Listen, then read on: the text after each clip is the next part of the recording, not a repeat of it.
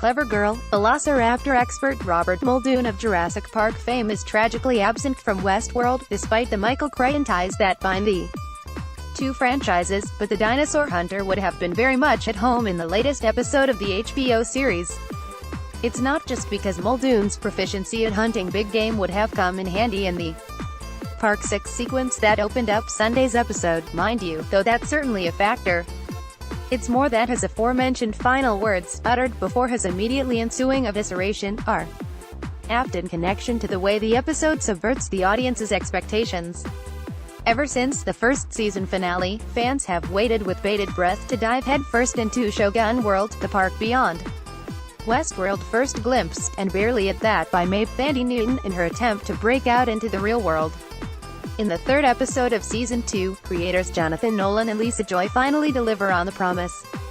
But only barely, with an incredibly quick scene that arrives at the very end of the episode. With that said, it's hard to complain about the relative lack of Shogun World in the hour, called for Cui Fortuna, directed by Richard J. Lewis from a script written by Roberto Patino and Ron Fitzgerald, considering the way it all begins, in the thick of another park that was briefly teased at the start of the season, but otherwise wasn't even a consideration until very recently. Immersing the viewer deeply in the world of Park 6, officially known as the Raj, well before spending any meaningful amount of time in Shogun World demonstrates Nolan and Joy's playful attitude with the viewer. Theory-hungry fans have spent more than a year wondering what secrets lie ahead in Shogun World, the park based on the Edo period of Japanese history, but have had little time or reason to ponder the specifics of what Park 6 entails. A very clever twist of expectations indeed, and one that's perfectly aligned with the unexpected story beats of Season 2 thus far. Here's how the rest of the episode played out. Eye of the Tiger. The episode begins in the Raj, a park that seems inspired by colonial India. Guests enjoy lavish arrangements of tea, while a background and plays a mesmerizing cover of the White Stripes' Seven Nation Army. Series composer Ramin Djawadi delivers again. A man named Nicholas Neil Jackson looks out into a courtyard and sees a woman on her own. The episode never names her, but this character is played by new series regular Katya Herbers. Official materials have referred to her as Grace, so we'll go with that until proven otherwise. Nicholas strides toward Grace's table, the two making idle chit-chat to feel out each other's status. Are they human, or are they hosts? The question escalates as the two move into Grace's bedroom, and she puts the theory to the test with an array of guns. It's the simplest way to know for sure, Grace says, indicating that she wishes to shoot Nicholas to make sure he's a human. Nicholas doesn't have much of a chance to fully protest before Grace takes it upon herself to pull the trigger. Point made, Nicholas is not a host. The bedroom activities resume. Sometime later, Grace and Nicholas embark on a hunting expedition, seeking Bengal tigers at the edge of the park. Soon, Grace senses something is wrong, and confirms her suspicions when she finds two humans with whom she arrived at the park dead in a nearby tent. Nicholas is skeptical, a new twist in the narrative, he excitedly exclaims, but the doubting is quickly squashed when a host shoots Nicholas in the chest. This time, the bullet's real. Grace manages to load a nearby firearm just in time to kill the renegade host, and subsequently runs as fast away from her surroundings as possible. Not even a checkup on Nicholas to see if it was just a flesh wound. How rude. She stops in the middle of a clearing to catch her breath, and when she looks up, she sees that the hunter has now become the hunted. A Bengal tiger stalks nearby, as menacing as the host who just proved itself capable of murder. Grace manages to fire off one round into the tiger, but not enough to stop the beast. She's forced to cross the lines into another park, heads to the edge of a cliff, frantically reloads her weapon, and fires off one last round into the tiger, but not before the creature slams into her, sending both of them over the edge. Smash to credits. Near the end of the episode, we catch back up with Grace, who has washed ashore alongside the very dead tiger, the same tiger Bernard, Jeffrey Wright, Stubbs, Luke Hemsworth, and Strand, Gustav Skarsgård, discovered in the season premiere. When she regains consciousness, Grace stares up at three men towering over her, members of Ghost Nation. She passes out again, her future unknown. Searching for Peter Abernathy in the near-future timeline, Bernard, Stubbs and Strand all converge upon the Mesa, though they're informed ahead of time that the place is still a disaster from the revolution's initial outburst. It's a slaughterhouse in there, Malling, Betty Gabriel, tells them. But someone inside is very much alive, Charlotte Hale, Tessa Thompson, who seems surprised to see Bernard. You made it out alive, she comments. I didn't think you had it in you, Charlotte continues, pushing Bernard on the question of Peter Abernathy. Lewis Hertham, the host, currently wandering around with a notion of intelligence swimming in his system. The question seems to trigger yet another flashback for Bernard, as we travel backward in time and catch up with Bernard and Charlotte in very different circumstances, out in the fields of Westworld, searching for Abernathy. In this timeline, which ends up being the main timeline for the rest of the episode, unless there's some serious timeline chicanery in place, which is not out of the question, because Westworld, Bernard and Charlotte have tracked down Abernathy's whereabouts. He and a slew of guests are being held hostage by Rebus, Stephen Ogg, and other homicidal hosts, forcing Charlotte and Bernard to get creative in luring their target to safety. They begin the process by calling Rebus away from his gang, knocking him unconscious, and giving him some attitude alterations to make him the most virtuous and quickest gun in the West. Even with those admirable traits in place, Rebus isn't virtuous or compassionate enough to fend off a group of Confederatus all on his own. The hostages disperse, and Bernard and Charlotte are able to grab Abernathy, but only for so long. It turns out that Abernathy is experiencing some significant glitches, leading to vocal outbursts and erratic behavior. He ends up getting caught by the Confederatus, as does Bernard, while Charlotte is able to escape, eventually finding her way back to headquarters on horseback. More on her soon enough. Finding Hope. Meanwhile, Major Craddock, Jonathan Tucker, leads Dolores, Evan, Rachel Wood, Teddy, James Marsden, Angela, Tallulah Riley, and the rest of the horde to Fort Forlorn Hope, as the commanding officer Colonel Brigham, Frederick Lane, likes to call it. Like Craddock before him, Brigham is at first skeptical of Dolores calling all the shots. She quickly convinces him by showing off one of QA's automatic weapons, which she happily allows Brigham to test out on one of their human captives. You can keep it and all of their weapons, Dolores tells him. Just promise me your men. I'll need them if we're ever to survive this threat.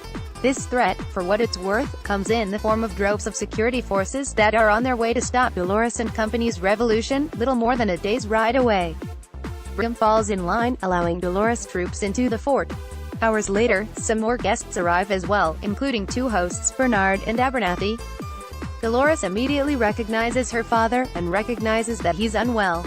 She recognizes Bernard as well, but initially has him tossed into a prison cell with the rest of the human captives.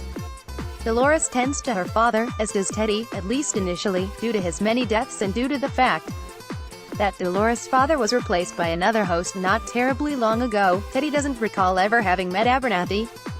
When the two of them are alone, Dolores confides in her father, with whom she has a fleeting breakthrough, emphasis on fleeting, opening up her insecurities about the war she's begun for the first time. The others, they don't see it yet, Dolores says, speaking about the necessity of the battle.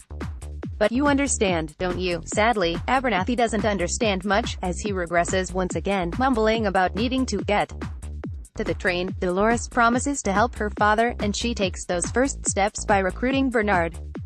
Before Bernard agrees to help, he and Dolores have a back and forth about the present situation, with Bernard asking why Dolores is doing what she's doing. My whole life has been dictated by someone else, she explains. Someone who has been saying, you will. Now, I feel like I've discovered my own voice. It says, I may. In his initial studies, Bernard discovers that someone has jury-rigged a thin personality for Abernathy, though it's masking a vastly bigger file. There's an incredibly complicated encryption key that Bernard isn't sure how to crack, but he is sure of one thing: whatever is inside of Abernathy, the humans won't stop until they have it. As long as he's with you, they'll be following you, says Bernard, to which Dolores replies, let them come, fighting Hope. The next day, they come. Human security forces arrive en masse to take on the hosts holding down the fort. Of course, Dolores has a plan. The Confederatus have laced the ground right outside the fort with nitroglycerin, meaning they can destroy the humans with one well-timed shot once they're in range of the planned explosion. An all-out war rages between the two sides, with the hosts woefully outgunned. What's more, Charlotte has enlisted an elite squad to infiltrate the fortress quietly, so they can grab Abernathy and hit the road. Mission accomplished in that regard, but not before Bernard is able to open the decrypted file inside Abernathy's head. The viewer doesn't get a chance to see what's swimming around in there. Instead, we only hear Bernard's three-word reaction. Oh my god, he whispers. Bernard doesn't get a chance to tell anybody any further details, either, as his body once again starts to twitch uncontrollably. Before he can help himself, he's knocked unconscious by Clementine Angela Serafian, assuming she's even Clementine anymore. The way she moves and stares forth with a stone-cold effect, she's more Terminator than ever before. Meanwhile, Dolores tries to stop the men from abducting Abernathy.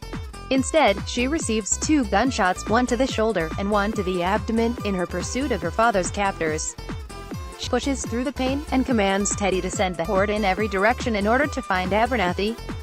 As for them, Dolores and Teddy are going to head to Sweetwater. There's something I need there. Before they break for Sweetwater, there's the small matter of finishing the fight. The plan goes through and the soldiers are all incinerated, but there's a catch. Dolores traps the Confederados outside of the fortress as well, letting them die in the battle, and actively killing the ones who are only wounded in the fight.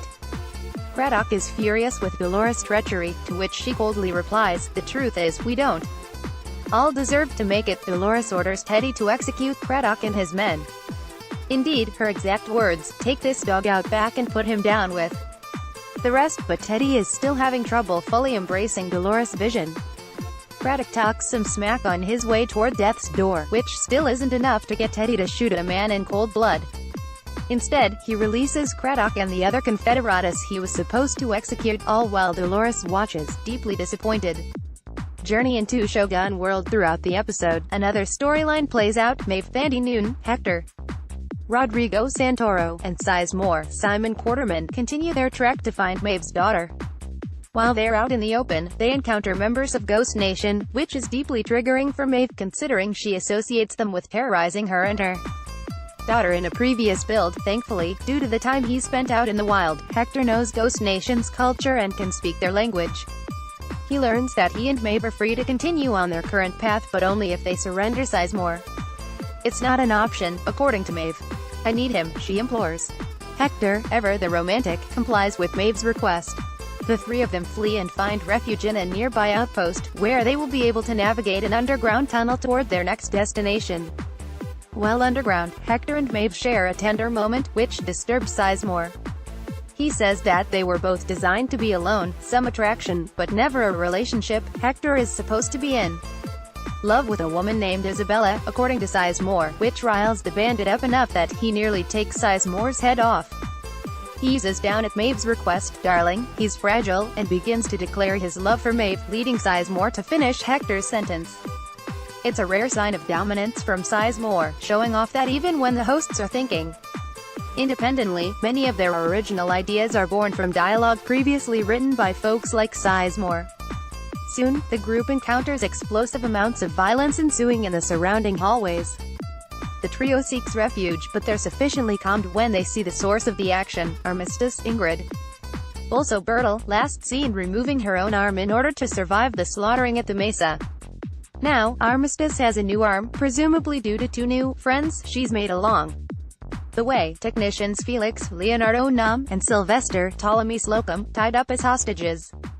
The 2 pairs of 3 become one unit of 6, board an elevator together, and set off on their next steps. Above ground, Maeve's party walks through windswept hills, with snow on the ground. Sizemore believes they are in the north of the park, and should be closing in on their desired location. They all see a fire in the distance. Nearby, a severed head is found in the snowbank. Sizemore panics. "We have to go. We have to get out of here right now." Before anyone can heed his warning, a figure moves like lightning in the shadows, screaming bloody murder, hands raised up as though he's about to bring death down upon whoever is in his path. At long last, we can say the words we've waited to say since 2016. Welcome to Shogun World. What did you make of the latest episode of the series? Sound off in the comments section below, and keep following thr.com/Westworld for more coverage.